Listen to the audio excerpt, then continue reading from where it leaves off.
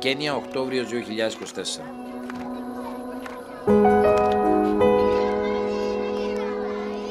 Δεν υπάρχουν λόγια να περιγράψουν το τι ζήσαμε στην Κένια.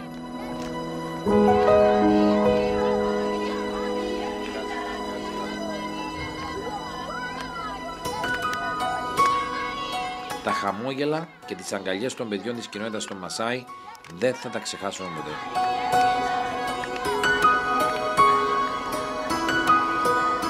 Εμείς προσφέραμε φαγητό και δώρα και εισπράξαμε αγάπη. Μόλις φτάσαμε στο χωριό με τους Pluto Travelers για να εγκαινιάσουμε τον καινούριο χώρο, μας υποδέχτηκα με τον καλύτερο τρόπο.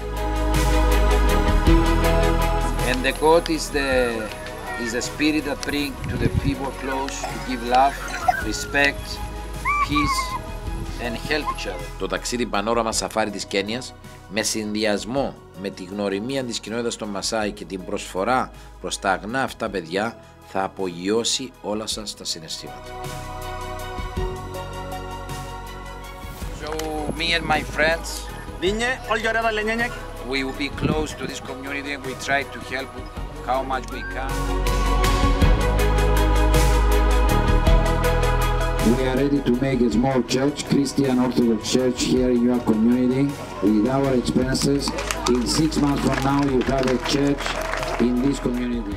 Ως μέρος της κοινωνικής προσφοράς της Pluto Travel, χτίσαμε μια αίθουσα όπου μπορούν να κοιμούνται παιδιά που είναι ορφανά ή σε δύσκολη οικονομική κατάσταση. Ταξίδια σαν αυτά απλά γεμίζουν την καρδιά σου με τις πιο όμορφες αναμνήσεις.